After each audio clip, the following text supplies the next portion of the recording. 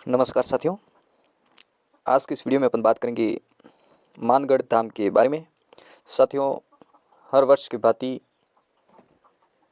इस वर्ष 18 जुलाई को मानगढ़ धाम पर एक बहुत बड़ा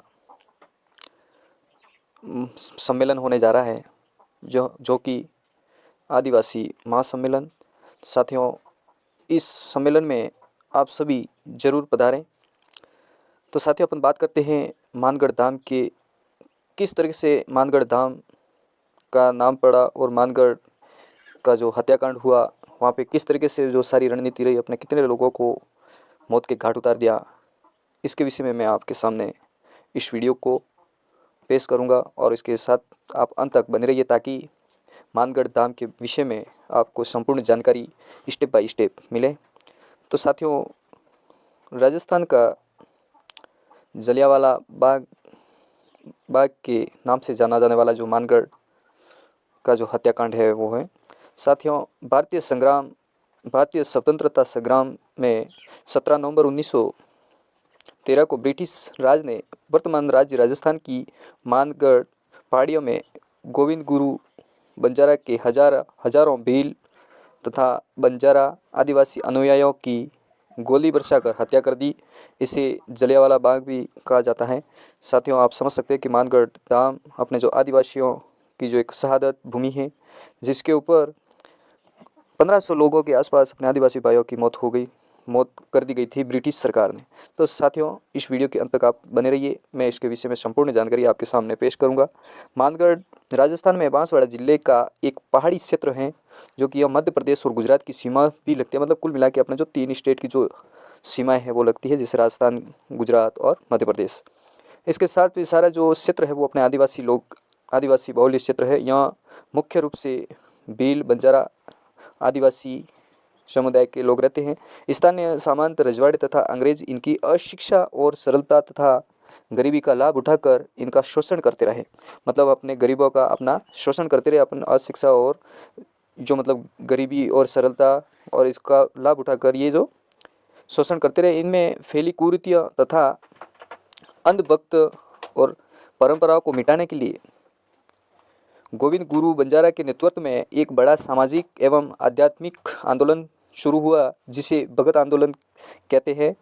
गोविंद गुरु बंजारा का जन्म 20 दिसंबर 1858 को डूंगरपुर जिले के बांसिया बेड़िया गांव में बंजारा परिवार में हुआ। साथियों, गोविंद गुरु महाराज एक बंजारा जाति के थे, लेकिन वो हमेशा अपने आदिवासी और बंजारा के साथ में कोई भेदभाव किए बिना अपन के साथ में रहते थे, जो गोविंद गुरु महाराज।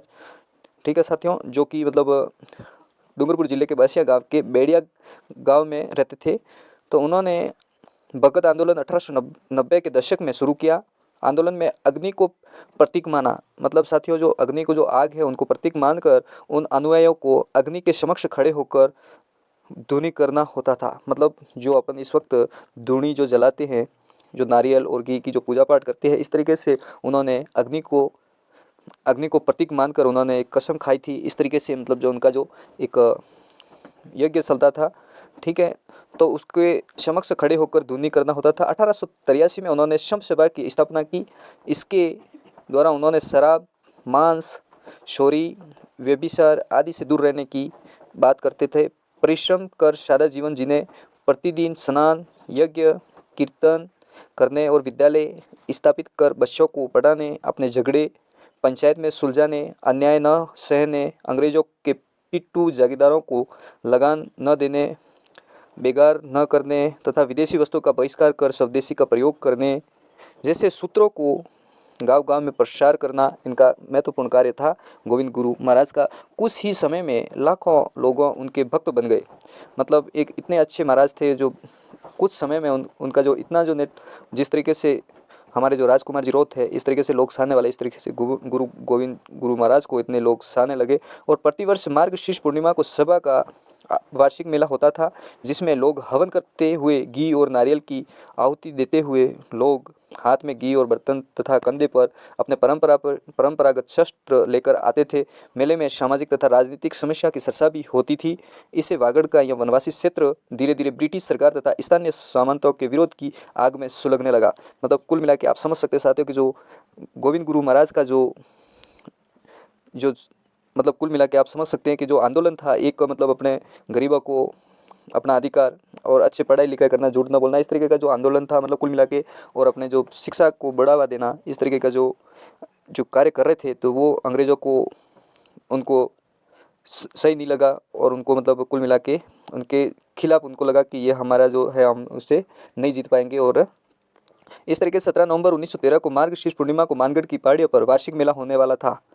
साथियों 17 नवंबर 1913 को मार्गशीर्ष पूर्णिमा को मानगढ़ की पहाड़ियों पर, मतलब वहाँ की जो पहाड़ियाँ हैं मानगढ़ की पहाड़ियों पर मेला होने वाला था। उससे पूर्व गोविंद गुरु महाराज ने शासक को पत्र द्वारा अकाल से पीड़ित आदिवासियों की खेती पर लिया जा रहा कर घटाने की धार्मिक परंपरा का पालन करने तथा बेगार के नाम पर उन्हें परेशान न करने आग्रह किया था, पर प्रशासन ने पहाड़ी को घेरकर मशीन गन और तोपें लगा दी। इसके बाद उन्होंने गोविंद गुरु को तुरंत मानगढ़ पहाड़ी छोड़ने का आदेश दिया और उस समय वहां लाखों भगत आ चुके थे। पुलिस ने कर्नल सटन के नेतृत्व में गोली वर्षा प्रारंभ कर दी, जिससे हजारों लोग मारे गए। इनकी संख्या समथिंग 1500 तक की गई।